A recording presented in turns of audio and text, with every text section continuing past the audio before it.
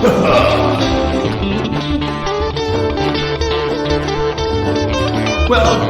to Hemp Sisters Nation, where you don't need a reservation. I said, Mama, hello, stand with open arms. Here to warn you with a one more time. Yeah, one more time, baby.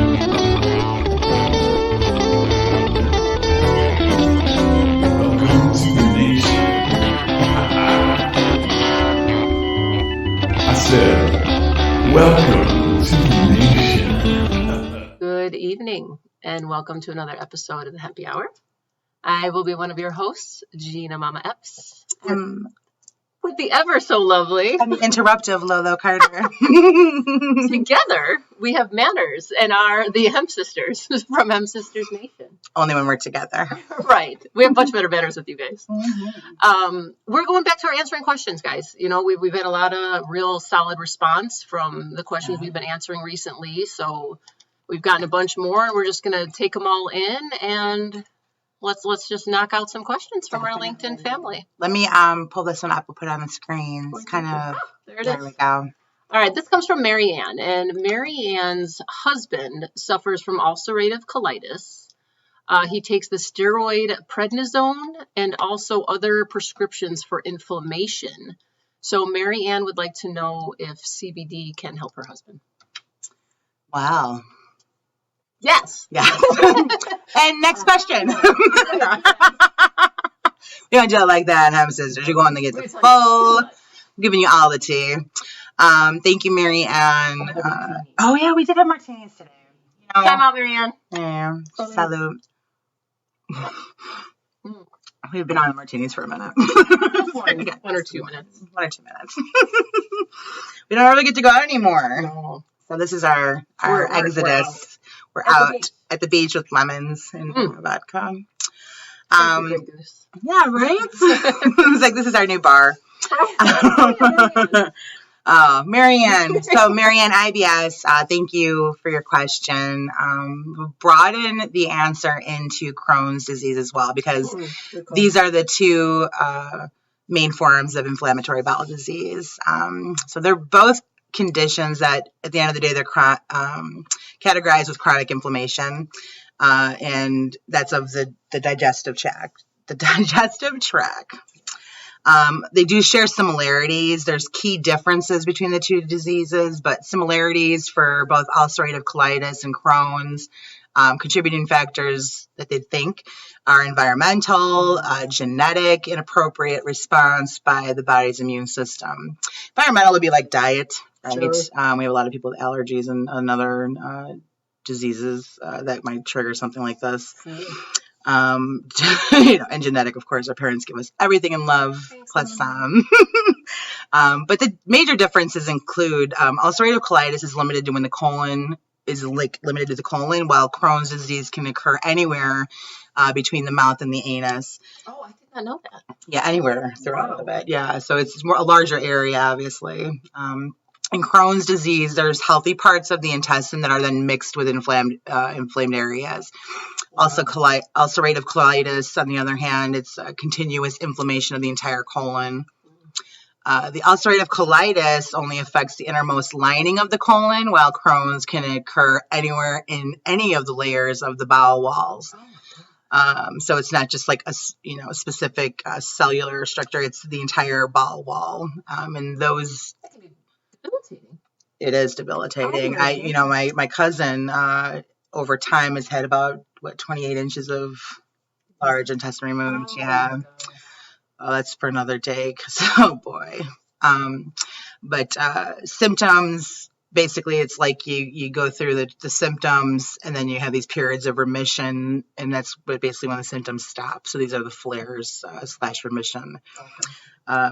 If you've got Crohn's and ulcerative colitis, you've got most commonly diarrhea, often with blood, abdominal pain and cramping, rectal pain, bleeding from the rectum, and, urgency that you always have to use the washroom, inability to do that even though you feel urgently like you have to, weight loss, fatigue, and fever. I was going to say, yeah. a few years ago, I was in GI hell. I mean, Yeah. absolute hell. So I finally go to the doctor, and it's everything: diverticulitis, gastritis upper, gastritis lower, right. everything that could happen. But they did test me for Crohn's because of how like severe it was, and they thought that's for sure what it You had to lost do. so much weight. I lost so, I was disgusting. Like I could not keep anything Yeah. inside my body. And it wasn't Crohn's, so they ended up giving me like the diverticulitis, gastritis, and then the generic like IBS. We talk about that all the time. Like when they don't know what it is, No, we have right. IBS. Like, And the diverticulitis is like pockets within the intestinal wall, right? So if things get stuck there, it causes inflammation, and that obviously then causes pain when it's stuck like that, like an infection. I mean, absolute hell. Little Right. mini infections. Exactly. Lord God. Yeah. She mentioned prednisone for the medication. So that's kind of the go-to, when people are in flare-ups. It's basically prednisone's job is to control inflammation by suppressing the immune system. It's 4 to 5 times more powerful than cortisol at decreasing inflammation. However, you cannot be on prednisone for long periods of time because what ends up happening is it causes the opposite effect, immunosuppression, which obviously we need our immune system to be functioning. Your lungs. Hello, pneumonia. Yeah, exactly. And further from that, people that suffer with diseases, they have them their entire life. So you're talking muscle wasting, bone changes, fluid shifts. Bone density, probably. You think of that. Mm. Oh my God. And the rabbit hole goes deeper. And then you're a hot mess. We like being able to like have self-awareness and discovery through our own conversations, things that we miss. So us trying to help educate you is actually helping us learn more about things we've already discussed all the time. The triggers, like you don't even think about it, and all of a sudden you're like, oh, there it is. There it is. And it's basically because of that you cannot use prednisone for long periods of time. So this is not a solution to a chronic condition. There's no cure for these things. We only treat the symptoms, right? Exactly. Yeah, very little Band-Aid with, with a lot,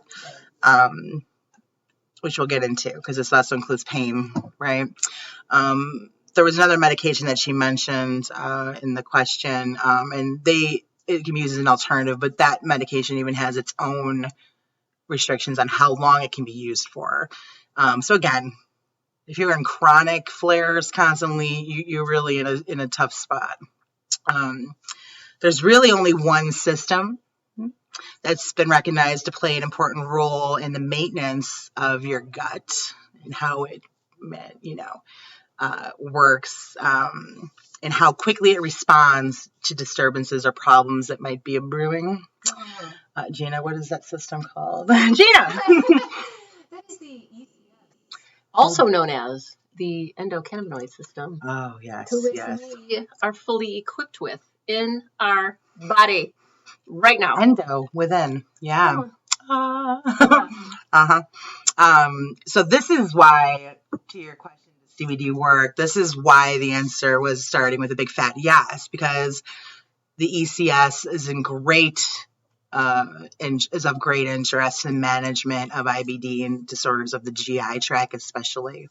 When they tried to, sorry, you're fine. They tried to give me the prescription, and I was like, no, I use cannabis. Like I'll use high CBD, high THC, whatever. They looked at me like I was out of my mind. You're a witch doctor? Yeah, right. Yeah. So yeah, good luck with that. Let's see how that goes. Just a little note for your insurance company, really. Right. And I'm not suffering today like I was suffering then. So not even close. That's all I know. You couldn't even swallow water. I put majority of the weight back on, if not too much. You know what I mean? Like my body was like, all right, there it is. Like, let's go. Yeah. Like you're better. Let's eat. Let's eat and keep those nutrients. No, it's true. And this is not like you should take CBD one day and everything is fixed. I mean, this was a long road, but and figuring out dosage. Yeah. That's the biggest thing about cannabis. You got to get the dosage right to what works with your own body. Right. No, exactly. And there's so many influencing factors as well. Sure. So the endocannabinoid system, yes, cheers. Supporting it, what does that even mean, right? So the endocannabinoid system, when it comes to IBS, affects the nervous system, the peripheral tissues, and your immune system. IBS is an immune system. The etiology of it is pretty much the frontliner is the immune system. So within these three, you've got cannabinoid receptors, 1 and 2. These are our we also have endocannabinoids, and we also have associated enzymes. We don't talk about that a lot. We'll go into another time, but these are the three major components to the endocannabinoid system. It's generally understood that modulating the endocannabinoid system is pretty much the key to therapeutically decreasing inflammation within your gut. So if you have an inflammatory disease in your gut, and CBD decreases inflammation, do we get better results? Right, less flare-ups, right? So the CBD1 receptors are found throughout your GI system, and these receptors play a physiologic role in protecting your colon during excessive inflammation. That's so cool. I know, right? If we could only live within microscopes in our bodies. Right. Simultaneously, though, in the central nervous system, CB1 receptors are actually associated with reducing your pain and nausea caused by said inflammation. CB2 receptors are found in the myonectric plexus, which is a major nerve supply to the to the GI tract. Wow. It controls how your GI tract, the motility of it, the immune cells within it, and the epithelial cells within ulcerative colitis. So how cannabis hemp works is that it's thought to influence the immune cells through these various pathways. Cannabinoids, CBD in particular, have been shown to regulate the tissue's response to excessive inflammation in the colon, which is caused by inflammation, and suppressing pro-inflammatories, therefore, in an albeit way, controlling how your body responds. All right, so these results strongly suggest that modulation of the physiological activity of the cannabinoid system during colonic inflammation might be a promising therapeutic tool for the treatment of severe diseases that are actually categorized by said inflammation of the GI tract. It's also been shown that CBD can positively impact receptors outside of the ECS that can affect diseases such as Crohn's. How cool is that? Oh my God. So they don't even go to where they're supposed to go. They're like, well, let's go some other places too and help you over there. Right. Now, this comes down to the vagus nerve. So select terpenes that are found within cannabis and in the plant world in general, they can actually stimulate the vagus nerve, which boosts the body's general immune response. Right? I cannot wait till we have a thing about that, because that's so interesting. There's so many studies about olfactory receptors. Right. Yeah. The top reasons, we always talk about this, but the top reason why people turn to cannabis or hemp is for pain and inflammation. And second to that is our stress and anxiety. But within the top 10 conditions where you find people that are using cannabis and hemp, for pain, you're going to find the GI disorders that we just talked about that are snuggled in and alongside PTSD and cancer. So that basically translates to, science telling us that 20% of IBD sufferers, they use cannabis alone to manage their symptoms. And I think that we're just really expecting that to rise over. Yeah, I mean, I'm in that 20% for sure, but I can only imagine once the education is flowing and people really know that there is a natural option to try. That's the biggest thing they don't know. Then you hear cannabis and they start freaking out. Cannabis has THC, and am I going to get high? And oh my God, what's going to happen? Am I going to, So if you take out the dietary triggers, if you take out the again, the biggest factor with this disease is that the medications we have to treat the symptoms cannot be used frequently for flare-ups. So, if you have IBS, you might be at the lower end of the spectrum where prednisone is working for you because you have one flare-up every year or two. That is not the case for most, people in the United States or around the world that have these two diseases. So they get to a point where they cannot utilize the medications available because they can't do that. It makes more harm than good for them.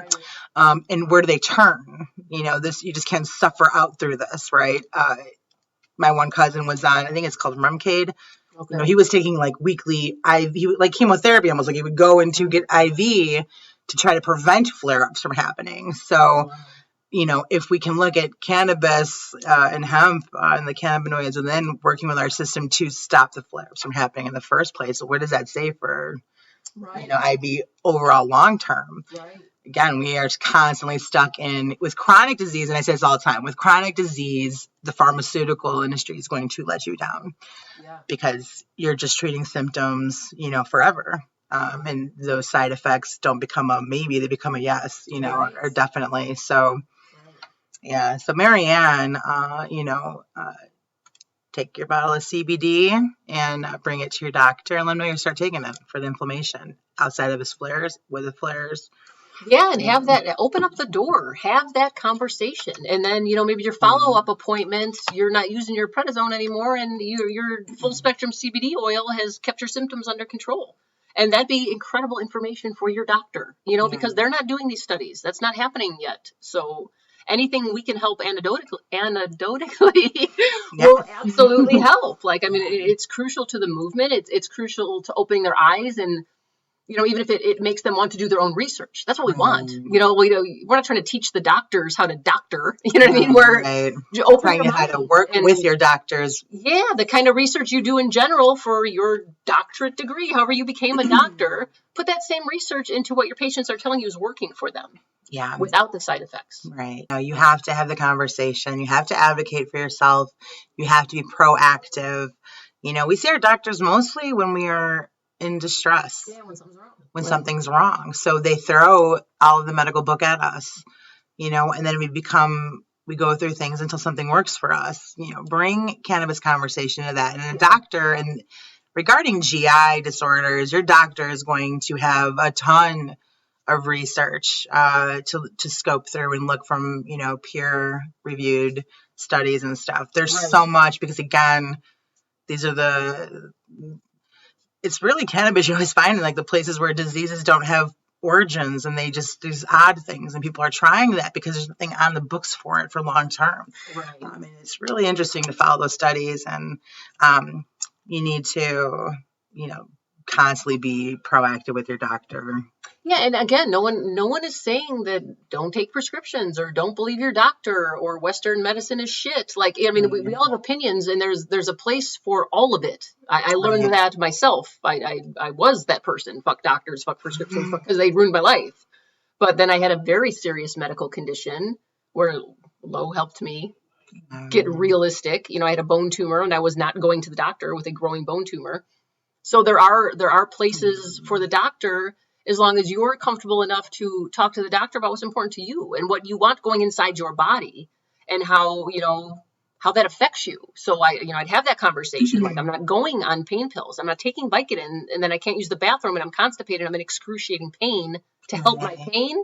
Like, oh, sorry, Lo, why do I keep stabbing you? Because we have to sit really close together. Oh, I'm sorry. So, like, it's just conversations. It's all communication and conversations. And again, if you're not sure how to talk to your doctor, or you're a little nervous, reach out to us. Lo has a whole shebang on just how do you talk to your doctor. Yeah, I think we were going to put it last time. I did not put the link out, so I'll make sure that we can do a whole nother episode on that. That's crucial information for the everyday person who, is maybe has a prescription for Xanax or something. I had a comment on my post on LinkedIn. Like, I'm trying this myself. Like, I'm trying to wean off my Xanax because of my post about, my personal story. You know what I mean? So it's important for people to know there are options, and cannabis is not for everybody. We get that. And prescriptions are not for everybody. So let's find the happy ground and be open and communicate and honest. We really have to, this is probably more of a personal feeling, but we really have to be realistic with our expectations. We want to end up at the doctor's office. If we're in pain, we want them to take it away. Sure. I mean, that's what pain does to you. It's the, the arm around the neck, the choke force, right? And we want it to go away. So we don't think clearly when we're in pain. We don't do any of these things. We just want it to stop.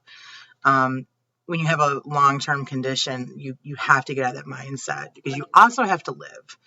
And you have to find things that serve you to get out of, we are, I don't know, unfortunately with modern medicine, it's like we just, and everything's okay. Right. Today, we want it now, Cannabis, if that's the case, cannabis is not for you, man. Right. Keep getting your prescription refilled. Other people want to live without, having an opioid addiction. Right. They want to live without worrying about if the doctor's going to prescribe them, because they've already burned through their script, and now opioids have hurt them because they can't get what they used to get. And they end up in this place they don't want to be, which is having to come off of it. And where do they go? Because they're still in pain. You know what I'm saying? We're still talking about pain. So this is, I think, where cannabis can really, in another way, bring out these alternatives, sort of these longer term conditions, Absolutely. and not invoke addiction and not evoke a longer path for you on your healing journey, Absolutely. All right. Thank you, Marianne. Thank you, We Marianne. have sufficiently answered your question, and Marianne or your husband or anyone else that just may have a general question about cannabis and GI issues or Right. cannabis in general or GI in general, whatever your question might be, Yeah. please reach out. That's why we're here. That's why we're doing all of these shows. We want to answer your questions. We want to make sure you understand how cannabis can fit into your life, whether, that's high THC or low THC. Sure. We can get this plant in your life. So let's figure out a way to utilize it together. Together. Together. One love. So whether you are watching or listening to us, we appreciate you. We appreciate your time. If you've learned something, please tell somebody else. Make sure they tell somebody else, and let's keep the education flowing. Ta-da. Ta-da. Have an amazing night. Have an amazing one, guys. One love. One love.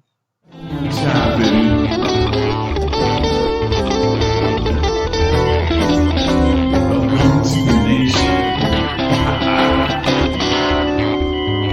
I said, welcome